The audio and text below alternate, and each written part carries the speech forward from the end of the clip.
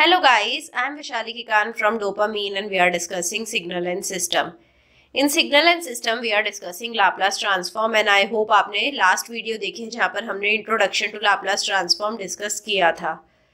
So now coming to the practical application. So सबसे पहले हम देखेंगे कि Laplace transform कैसे applicable होता है on the standard signal जैसे impulse signal, unit step signal, ramp signal, exponential signal, sinusoidal signal, etc. So we are going to see the Laplace transform and their ROC for the standard signals. So first of all we are going to discuss the impulse function.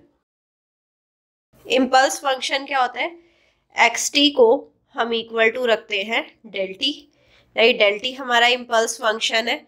So Laplace transform of xt को कैसे लिखेंगे? Laplace transform of del t, right? So ये हो जाएगा हमारा x of s and इसका formula होता है integration from 0 to infinity del t e raised to power minus st dt, right? So अब यहाँ पर हम सैम्पलिंग प्रॉपर्टी यूज करेंगे. So we are going to get e raised to power minus st at t is equal to 0 because जो del t है वो t is equal to 0 पे ही applicable है और t is equal to 0 पे इसकी value 1 होती है. सो del t की वैल्यू 1 रखी, मल्टीप्लाई करा e raised to power minus st से, we are going to get e raised to power minus st only.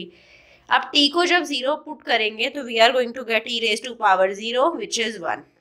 यहाँ पर जो इम्पल्स फंक्शन हमने लिया है उसका जो लाप्लास ट्रांसफॉर्म आया है that is equal to 1 and the ROC is basically entire S plane. So आप देख पा रहे हैं जो ROC है that is entire S plane. So del t के लाप्लास ट्रांसफॉर्म को हम 1 लिख सकते हैं और इनवर्स लाप्लास ट्रांसफॉर्म भी पॉसिबल रहता है. तो ये जो एरो है ये 2 साइडेड है.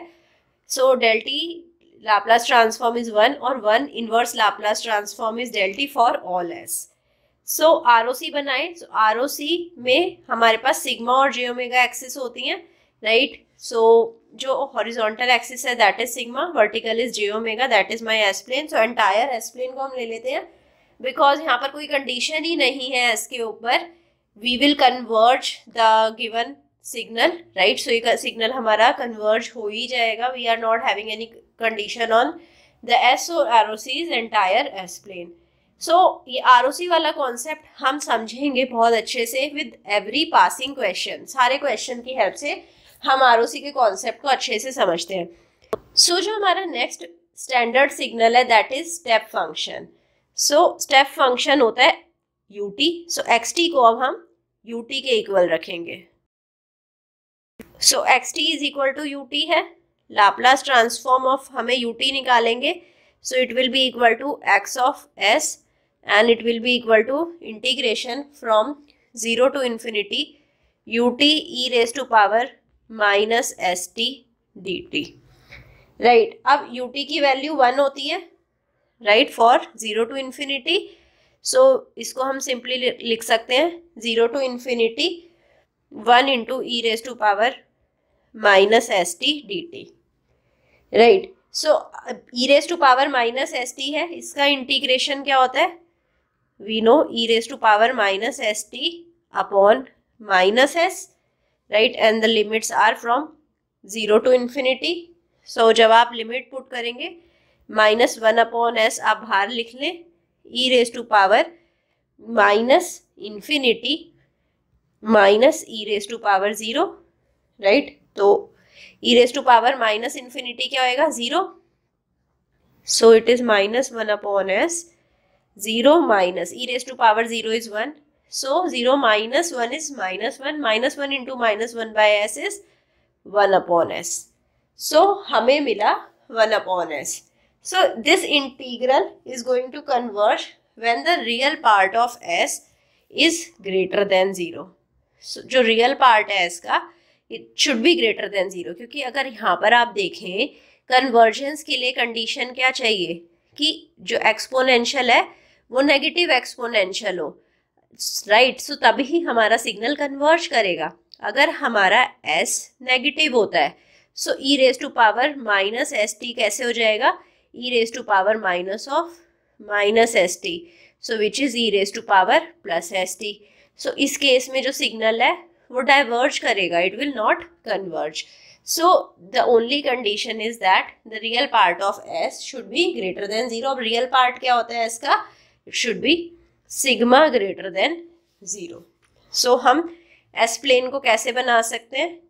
So if these are my axis sigma and j omega axis, this is my S plane. So in the S plane we are going to take the ROC as sigma greater than 0. So sigma greater than 0 ये वाला, right? So this area is my ROC, region of convergence for UT. Now moving on to the next question. So next we are going to take real exponential signal. So xt इस case में क्या हो जाएगा? It is real exponential. So xt is e raised to power at ut. Right. So this is my xt, e raised to power at ut. Right. So यहाँ पर हमारे पास condition है that a is greater than 0. So now what is xs? अगर हम इसका Laplace transform निकालें, so it is the Laplace transform of xt which is e raised to power at ut. Right. So Laplace transform के फॉर्मूले में डाल देते हैं इसे. So we are going to get 0 to infinity e raised to power at. ut तो 1 ही हो जाएगा 0 to infinity के बीच में, e raised to power minus st dt. So now we can simplify and write it as, क्योंकि exponential base same है, power add up हो जाएगी. So we can write it as e raised to power minus s minus a t dt. Right. So e raised to power minus s minus a t dt हो गया. इसका integration हमें करना आता है. We are going to get e raised to power minus s minus a t upon minus s minus a and the limits are from 0 to infinity. So जब हम limits डालेंगे we are going to get 1 upon s minus a. Right. आप limits डालकर ये check कर सकते हैं. You are going to get the limits as 1 upon s minus a. अब जो ये इंटीग्रल है, अगर आप इस इंटीग्रल को देखें, सो ये इंटीग्रल कब कन्वर्ज करेगा? सो इस केस में जो e की जो पावर है वो नेगेटिव होनी चाहिए. सो विच मीन्स जो रियल पार्ट है s माइनस a का, it should be greater than 0, क्योंकि ये पार्ट अगर नेगेटिव हुआ तो e raised to power total positive हो जाएगा. नेगेटिव ऑफ नेगेटिव पॉजिटिव होता है. So real part of s minus a should be greater than 0, right. और I can say real part of s should be greater than a, right. So इसको हम ROC curve में कैसे बनाएंगे? We can plot it like this, right. अगर ये हमारा s plane है, this is my s plane in which this is sigma and this is j omega axis. So right, यहाँ पर हमारा a है. सो a से पास करते हुए हम वर्टिकल लाइन बनाएंगे and this area is sigma greater than a. सो ये पूरा एरिया हमारा ROC होएगा जो शेडेड है, राइट. सो सिमिलरली हम e raised to power minus at ut का लाप्लास ट्रांसफॉर्म निकाल सकते हैं. e raised to power पहले प्लस at ut का देखते हैं. e raised to power at ut का लाप्लास ट्रांसफॉर्म क्या आया था? It is 1 upon s minus a and the condition is real part of s should be greater than a, right. So now अगर हमारे पास e raised to power minus at ut होता है, आप निकाल के देखिएगा, सेम ही मेथड से आप निकाल पाएंगे. So you are going to get 1 upon s plus a and here real part of s should be greater than minus a. Now coming to the next part, जो next signal हम लेते हैं, that we are taking as ramp function. So ramp function में xt को हम represent कर सकते हैं as t times ut, right. So Laplace transform of t times ut क्या होएगा? It will be my x of s, फॉर्मूले में डालते हैं इसे. It will be from 0 to infinity t e raised to power minus st dt, क्योंकि ut तो 1 ही होता है in between 0 to infinity, right. So now यहाँ पर हमारा मल्टीप्लीकेशन है, so multiplication of two function के इंटीग्रल वाला फॉर्मूला लगाएंगे. So we are going to get t e raise to power minus s t upon minus s, right. जो second function है उसका डिफ्रेंसिएशन करा, फर्स्ट को एज इट इज रखा, and the limits are from 0 to infinity minus, so e 0 to infinity integration we are going to take e raised to power minus st upon minus s into the differentiation of the first function. First function क्या है t, इसका differentiation with respect to t1 होएगा and dt. So now let's put t is equal to infinity. So t को infinity put करा, e raised to power minus infinity क्या होता है, 0 होता है. So 0 minus e raised to power again minus 0 होएगा, e raised to power 0 and multiplied with t which is 0. So both of the terms are 0 in the first case. Second case में integration of e raised to power minus st क्या होता है वो हमें पता है, e raised to power minus st upon minus s, right, multiplied with minus s. So यहाँ पर लिमिट्स क्या है, 0 to infinity. So we are going to get 0 minus e raised to power minus st upon s square which has limits 0 to infinity. So अगर हम again 0 से infinity limits रखें, so अगर हम infinity रखते हैं, so infinity रखने पे e raised to power minus infinity होगा which is 0, right. 0 divided by s square will be 0 only. So अगर हम t को 0 रखते हैं, so e raised to power 0 is 1 upon s square. So 0 minus 1 upon s square is 1 upon s square. So now t ut का हमारा जो Laplace transform निकला है, Laplace transform, it is 1 upon s square. And for that real part of s should be greater than 0. सो ये condition रहेगी, real part of s क्यों greater than 0 रहेगा. यहाँ पर आप देखें ये फंक्शन कब कन्वर्ज करेगा, जब हमारा ये जो s है ये पॉजिटिव रहेगा. सो s पॉजिटिव कब रहेगा, जब real part of s greater than 0 रहेगा, right. So this is how we can find out the ROC also. So ROC इस केस में क्या होएगा, the ROC will be sigma greater than 0, right. और ROC को ड्रॉ कैसे कर सकते हैं, if this is my sigma and j omega, so ये जो पूरा पार्ट है, right, this is my sigma greater than 0 and this is my ROC, right. This is my total S plane. So I hope आपको अच्छे से समझ आया होगा कैसे रैम्प फंक्शन का हमने लाप्लास ट्रांसफॉर्म निकाला. Now moving on to the next function, that is my parabolic function. Parabolic function क्या होता है, xt is my t square ut, right. So Laplace transform of t square ut क्या होएगा, it is my x of s, और इसको हम लिख सकते हैं integration from 0 to infinity t square e raise to power minus st dt. Again हम दो फंक्शन के मल्टीप्लिकेशन वाले इंटीग्रेशन का फॉर्मूला लगाएंगे. So first function as it is t square e raised to power minus st upon minus s and limits are 0 to infinity minus integration from 0 to infinity e raised to power minus st upon minus s into differentiation of first function.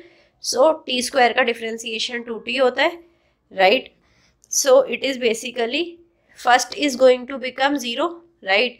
E raise to power infinity रखेंगे, minus infinity आ जाएगा which is 0, और यहाँ पर अगर t को 0 put करा तो ये ही 0 हो जाएगा. So first function is going to be 0 minus integration from 0 to infinity minus, so यहाँ पर आप 2 और माइनस s बाहर ले आएंगे तो ये माइनस प्लस हो जाएगा. सो 2/s अगर हम बाहर ले आए तो integration from 0 to infinity e raised to power minus st into t dt, right. So अब इसका इंटीग्रेशन निकालना है. Again we are going to use the same integration of two function formula, product of two function. So 2/s as it is है बाहर as it is लिख लिया.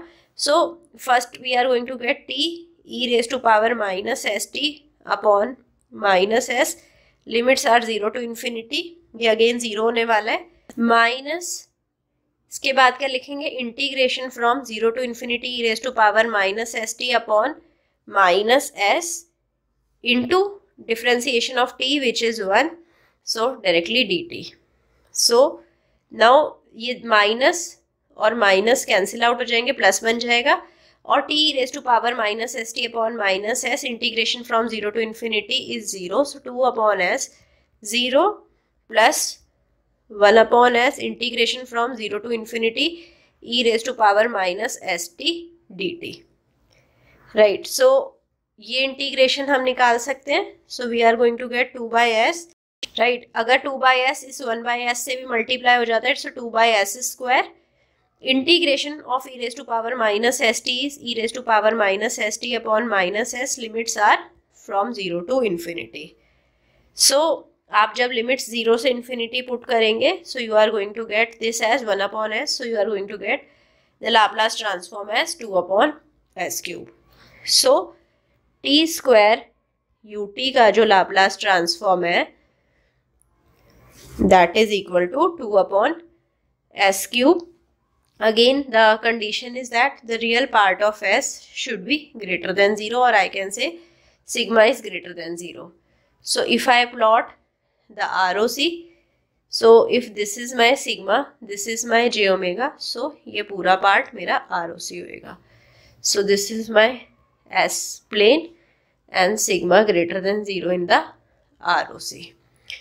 सो I hope आपको अच्छे से समझ आया होगा कि कैसे पैराबोलिक फंक्शन का हमने लाप्लास ट्रांसफॉर्म निकाला है. Now let's move to the next function. The next function is complex exponential function. So इस केस में हम एक्स टी को लिख सकते हैं e raise to power j omega t u t. So ये हमारा कॉम्प्लेक्स एक्सपोनेंशियल है. एक्सपोनेंशियल की पावर में हमारे पास कॉम्प्लेक्स नंबर है. सो एक्स ऑफ एस क्या होएगा, it is basically Laplace transform of e raise to power j omega t u t. Right, so इसको हम कैसे लिख सकते हैं, integration from zero to infinity e raise to power j omega t u t तो 1 ही होता है, so multiplied with e raise to power minus s t d t. So हम कैसे लिख सकते हैं इसे, as zero to infinity e raise to power minus s minus j omega t d t. Right, so इसका integration हमें पता है, e raise to power minus s minus j omega t upon minus s minus j omega, and the limits are from zero to infinity. So जब आप इसमें infinity डालेंगे तो e raise to power minus infinity zero हो जाएगा, और जब आप इसमें टी को ज़ीरो डालेंगे तो e raise to power zero 1 हो जाएगा. So upon minus s minus j omega, so minus minus cancel out होएंगे, so we are going to get 1 upon s minus j omega. Right, और real part of s should be greater than 0 for the ROC. Right, I hope अब ROC आप draw कर सकते हैं. So e raise to power j omega t u T जो है, इसका जो लाप्लास ट्रांसफॉर्म आया, it is 1 upon s minus j omega, and real part of s should be greater than 0, or I can say sigma is greater than 0. अगर हमारे पास e raised to power minus j omega t u t होता है, so for that the Laplace transform will be equal to 1 upon s plus j omega. Right, so ये आप निकाल के देखिएगा और कमेंट सेक्शन में मुझे बताइएगा कि आपका आंसर आया या नहीं. Again, condition is that real part of s should be greater than 0 or sigma should be greater than 0. Now moving on to the next standard signal, which is sinusoidal signal, sine and cosine function. So let's suppose हम xt को ले लेते हैं as cos omega t ut. Right. So x of s क्या होएगा? x of s will be Laplace transform of cos omega t ut. Right, और I can say Laplace transform of cos का representation क्या होता है, e raised to power j omega t plus e raised to power minus j omega t upon 2 into ut. So we can write it as half of Laplace transform of e raise to power j omega t u t plus half of Laplace transform of e raise to power minus j omega t u t. So हमें पता है Laplace transform of e raise to power j omega t और e raise to power minus j omega t u t क्या होता है। So it is half of e raise to power j omega t u t का क्या था 1/s minus j omega plus half e raise to power minus j omega t u t का था 1/s plus j omega. So we are going to take half common. So we will be left out with 1/s minus j omega plus 1/s plus j omega. So s plus j omega plus s minus j omega upon s square minus j square omega square. So j square की value -1 होती है, ये दोनों cut कर देंगे. So 1/2 2s upon s square -1 into omega square. So 2 से 2 cancel out होएगा. We are going to get s upon s square plus omega square. So ROC क्या होएगा? Sigma greater than 0. This is my ROC. So in the similar manner you can find out the Laplace transform of sine signal.